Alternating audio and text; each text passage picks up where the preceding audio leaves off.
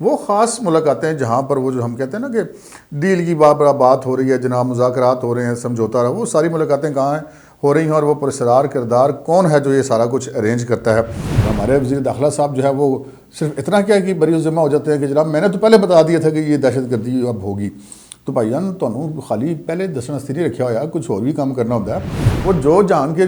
دنیا کے دوسرے ملکوں میں جو مطلوب افراد ہیں ان کو پاکستان بلا کے بڑے سرکاری عہدے دیے گئے اور ذمہ داریاں دی گئیں، اور اپنی مرضی کی ٹیم ہی بنائی نا جی۔ تو اپنی مرضی کی ٹیم خان صاحب نے، صدر بھی یہی کرتا ہے، خان صاحب نے بھی یہی کیا، تو صدر کے سارے اختیارات تو خان صاحب استعمال کرتے رہے۔ السلام علیکم ناظرین، پروگرام ویژن بائی راجہ عاطف ذوالفقار کے ساتھ آپ کی خدمت میں حاضر ہوں۔ ناظرین، نواز شریف صاحب لندن میں جو اسپیشل والی ملاقاتیں کرتے ہیں نا، وہ خفیہ والی، وہ کہاں کرتے ہیں، وہ جگہ کس کی ہے، وہ پراسرار کردار کون ہے؟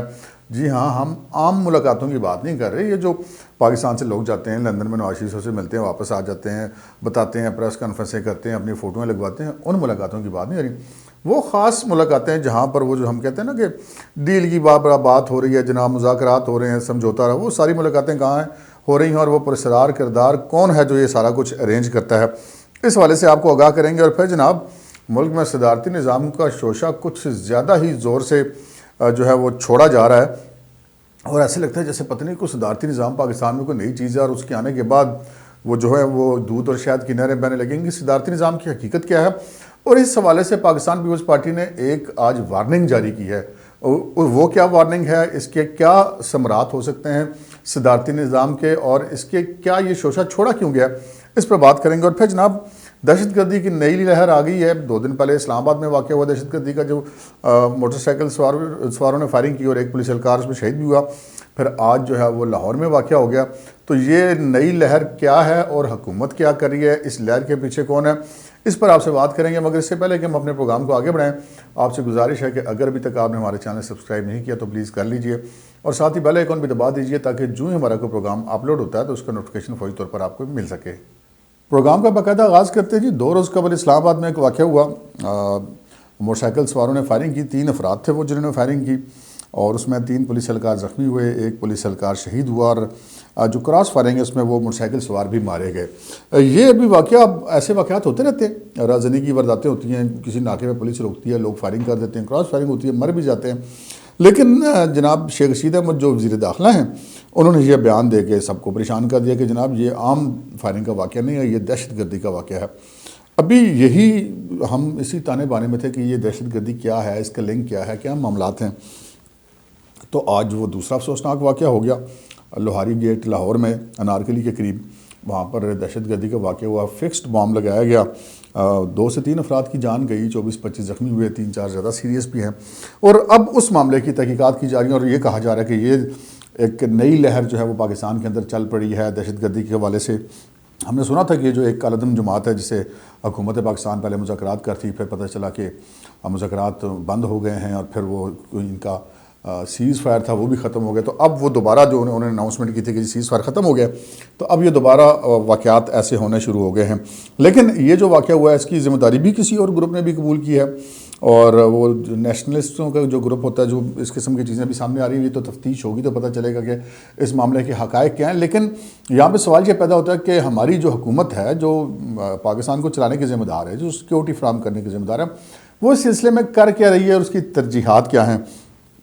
ہم دیکھتے ہیں ہمارے پرائم منسٹر صاحب، ہمارے وزیر داخلہ صاحب، پرائم منسٹر صاحب تو خالی ایک وہ نوٹس لے لیا اور رپورٹ طلب کر دی کر کے فارغ ہو جاتے ہیں، اور زیادہ سے زیادہ مذمت کا ایک ٹویٹ آ جاتا ہے۔ اور ہمارے وزیر داخلہ صاحب جو ہے وہ صرف اتنا کیا کہ بری ذمہ ہو جاتے ہیں کہ جناب میں نے تو پہلے بتا دیا تھا کہ یہ دہشت گردی اب ہوگی۔ تو بھائی جان تمہیں خالی پہلے دسنا نہیں رکھا ہوا، کچھ اور بھی کام کرنا ہوتا ہے۔ پچھلے دور حکومت میں وزارت داخلہ نے سیکیورٹی فورسز کے ساتھ مل کے دہشت گردوں کے خلاف 10-12 ہزار سے اوپر آپریشنز کیے تھے۔ اس کے نتیجے میں آپ نے دیکھا کہ وہ جو پاکستان کے ہارر چوک میں دھماکے ہوتے وہ ساری دہشت گردی کی لہر کیسے تھم گئی تھی، اور طویل عرصے تک ملک میں امن رہا۔ لیکن اب یہ پھر دوبارہ معاملہ شروع ہوا ہے۔ تو معاملہ شروع کیوں ہوا ہے؟ اس لیے شروع ہوا ہے کہ جی ہمارے پاس خبر آتی ہے جی وزارت داخلہ میں اجلاس ہوا، ہم سوچ رہے تھے کہ یار یہ کوئی ملک میں داخلی امن و امان کے والے سے اجلاس ہوگا، پتہ لگتا نہیں جی یہ تو نواز شریف کے والے سے اجلاس ہو رہا ہے۔ تو اب یہ ترجیحات ہیں حکومت کی، جب وزارت داخلہ میں مطلب ایک ہی وقت میں 2 بندے جو وزیر داخلہ کا اسٹیٹس انجوائے کرے، ایک شیخ رشید احمد صاحب، دوسرے شہزاد اکبر صاحب، تو یہ سارے بس پریس کانفرنسیں کرنے جو گئی ہیں، اور عملاً ان کے پلے کچھ نہیں ہے۔ جو پاکستان کے ادارے ہیں، مثلا FIA ہو گئی، نیکٹا ہو گئی اور CTD ہو گئے، یہ جو اپنے طور پہ بیچارے کام ہم کرتے رہتے ہیں، لیکن حکومتی سطح پر ہمیں کوئی کسی قسم کی سیریسنس اس حوالے سے کم از کم دکھائی نہیں دے رہی ہے، جس کے بعد یہ حالیہ لہر، اللہ کرے یہ لہر رک جائے۔ لیکن اگر ہم حکومت کی ترجیحات دیکھیں تو ہمیں لگتا نہیں کہ یہاں پر کوئی روکنے والا موجود ہے۔ اب ہم آتے ہیں جناب، یہ صدارتی نظام والا شوشہ جو چھوڑا جا رہا ہے، اور یہ شوشہ پہلے تو وہ ایک ریٹائرڈ جنرل صاحب نے ایک مضمون لکھا تھا، اس کے ذریعے چھوڑا گیا، پھر اس کے بعد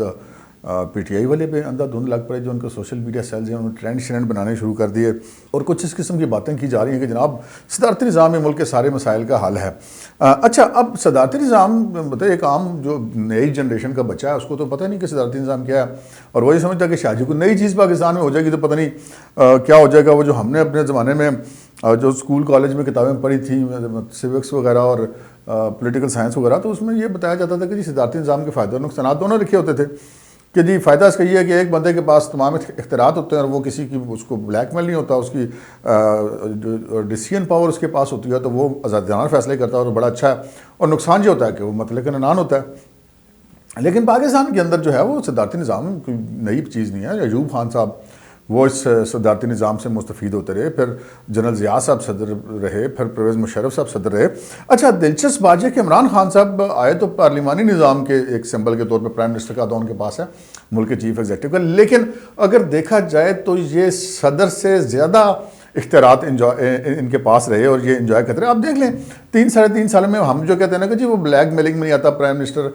مجبور ہو جاتا ہے، پریشان ہو جاتا ہے، اس کے اتحادی اپنی پارٹی کے لوگ بلیک میل کرتے ہیں، تو اس لیے اگر خان صاحب صدر بن جائیں گے تو پھر جناب بڑی وہ تلوار چل جائے گی، لیکن ایسا ہے نہیں، کیونکہ عمران خان صاحب کے پاس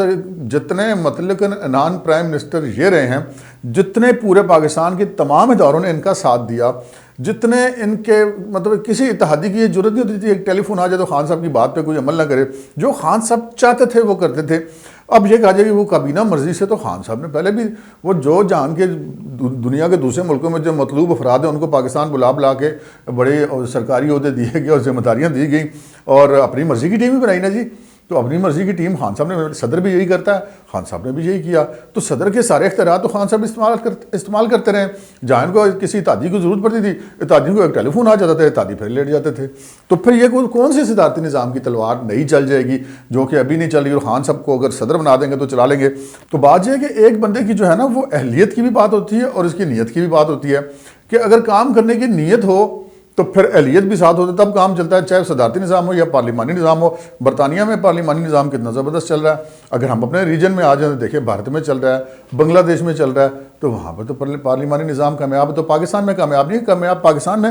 جو نظام کی خرابی کی وجہ پارلیمانی نظام یا صدارتی نظام نہیں ہے، یہاں پہ ول کی بات ہے کہ کون کام کرنا چاہتا ہے، کون کام کرنے دینا چاہتا ہے، اور اس کے پھر فائدے ہوتے ہیں یا نقصان ہوتے ہیں، اس کی بات ہے۔ تو یہاں پر عمران خان صاحب بیک وقت جناب بظاہر پارلیمانی وہ وزیر اعظم ہیں، لیکن صدارتی اختیارات بھی انجوائے کریں، تو پھر وہ کون سا ایسا گدر سنگھ یہ ہے کہ خان صاحب ایک سسٹم کو تلپٹ کر کے خان صاحب صدر بن جائیں گے، یا کوئی اور صدر بن جائے گا تو پاکستان کے اندر کوئی نظام چل پڑے گا، تو ایسے نہیں ہوتا۔ یہ صدارتی نظام ایک شوشہ ہے، پتہ نہیں کسی نے کسی کو بلیک میل کرنے کے لیے، ڈرانے کے لیے شوشہ چھوڑا تھا۔ بہرحال جو ہمارے دوست ہیں PTI کے، وہ اندھا دھند جو نہیں ہے، وہ ہیش ٹیگز بنا رہے ہیں، ٹرینڈ چلا رہے ہیں صدارتی نظام کے، تو ہونا کچھ نہیں۔ البتہ پاکستان پیپلز پارٹی نے اس حوالے سے جو بات کی وہ بڑی خطرناک بات کیا۔ شازیہ مری نے، پاکستان پیپلز پارٹی کی ترجمان ہے، انہوں نے پریس کانفرنس کی اور انہوں نے بڑی امپورٹنٹ بات کی۔ انہوں نے کہا کہ صدارتی نظام کی پاکستان کے پارلیمانی سسٹم میں گنجائش نہیں ہے، اور ان کا یہ کہنا تھا کہ جناب یہ آئین سے غداری ہوگی صدارتی نظام۔ تو وہ انہوں نے یہ بھی کہا کہ پھر آئین سے غداری پر آرٹیکل 6 بھی لگتا ہے۔ مطلب پیپلز پارٹی اس حد تک انہوں نے وارننگ دے دی ہے، متنبع کر دیا، اور انہوں نے کہا کہ جی ہر طرح سے ہم اس کو رزسٹ کریں گے اور یہ سسٹم ہم نہیں آنے دیں گے۔ تو یہ صدارتی نظام کے میں نے آپ کو بتایا کہ جو مجوزہ ثمرات ہیں اور پیپلز پارٹی کو اس کے رد عمل ہے۔ اچھا، اب ہم اپنے پروگرام کے اس حصے پہ آتے ہیں جس کا ہم نے اپنے سٹارٹ میں ذکر کیا تھا کہ نواز شریف صاحب لندن بیٹھے ہوئے ہیں، لوگ جاتے ہیں ان سے ملتے ہیں، پھر آ کے ادھر پریس کانفرنسیں کرتے ہیں، بتاتے ہیں، میڈیا سے بات کرتے ہیں، اندر خانے بات کرتے ہیں، یہ ہو گیا وہ ہو گیا۔ اچھا کہانی یہ ہے کہ نواز شریف صاحب جو ملتے ہیں نا، وہ حسن نواز یا حسین نواز صاحب کا جو آفس ہے وہاں پہ لوگوں سے وہ ملتے ہیں، پاکستان سے لوگ جو ان سے ملنے کے لیے جاتے ہیں وہاں ان سے ملاقاتیں کرتے ہیں۔ تو اس جگہ کی جو اہمیت ہے نا وہ ایک سمبولک ہے کہ وہ ایک ان کا ڈیرا سمجھ لیں، ان کی سیاسی بیٹھک سمجھ لیں، وہاں پر جو وہ اپنے جو سیاسی رفقا ہیں ان سے ملتے ہیں، جو دوسرے لوگ جاتے ہیں ان سے ملتے ہیں، جو ویسے اپنے آپ کو جسے کہتے ہیں نا وچولے بنے ہوتے ہیں ان سے بھی مل لیتے ہیں۔ لیکن جو اصل ملاقاتیں ہوتی ہیں نا نواز شریف صاحب کی، جہاں پہ یہ سارے معاملات طے ہوتے ہیں، جب کسی کا کوئی بزرگ پاکستان کی کسی شخصیت کا یا کسی کا کوئی بھائی یا کوئی رشتہ دار وہ جو اصل والے پیغام لے کے جاتا ہے، وہ کہاں لے کے جاتا ہے، وہ ملاقاتیں کہاں ہوتی ہیں؟ کیونکہ وہ وہاں پہ جہاں پہ نواز شریف صاحب ملتے ہیں وہاں پر تو وہ لوگ نہیں ہوتے، تو وہ ملاقاتیں کہاں چلی ہیں؟ فونوں پہ تو ایسی باتیں نہیں ہوتی۔ تو وہ پھر پتہ چلا جناب کہ وہ ادھر ایک پاکستانی جو ہے نژاد ہیں وہاں پہ شہری، ہی از billionaire also, doctor Tahir Tusi ان کا نام ہے۔ ڈاکٹر طاہر طوسی کا کوئی جناب وہاں پہ فارم ہاؤس ہے، جہاں پہ نواز شریف صاحب اس فارم ہاؤس پہ ہر ہفتے جاتے ہیں۔ اور یہ جو اسپیشل شخصیات جو پاکستان سے گئی ہوتی ہے نا، وہ پیغام لانا لے جانا، یہ ساری شخصیات یہ ساری وہاں پہ نواز شریف صاحب سے ڈاکٹر طاہر طوسی کے فارم ہاؤس پہ ملتی ہیں۔ تو پھر ہم یہ کہہ سکتے ہیں جناب نواز شریف صاحب اور اسحاق ڈار کے علاوہ بھی اگر کسی کو ان سارے معاملات کا علم ہے تو وہ ڈاکٹر طاہر طوسی ہیں، جو کہ نواز شریف صاحب کی وہاں پہ میزبانی کرتے ہیں، ان سے جو شخصیات ملنے آتی ہیں ان کی میزبانی کرتے ہیں۔ ویسے بھی سنا ہے کہ ڈاکٹر طاہر طوسی پاکستان سے جانے والے جو اکثر شخصیات ہیں ان کی میزبانی کیا کرتے ہیں۔ اور اب پتہ چلا محمد زبیر صاحب اور ایاز صادق صاحب بھی دوبارہ لندن جانے کی تیاری کریں، کسی بھی وقت وہ روانہ ہو جائیں گے، اور وہاں پہ لندن میں پھر ایک کچن کابینہ کا اجلاس ہوگا، اور پھر اس میں نواز شریف صاحب جو ہیں اپنی پارٹی کے لیڈرز کو اپنی آئندہ کی حکمت عملی سے جتنا وہ آگاہ کرنا چاہتے ہیں اتنا آگاہ کریں گے۔ آج کے پروگرام میں اتنا ہی، اجازت دیجیے، اللہ حافظ۔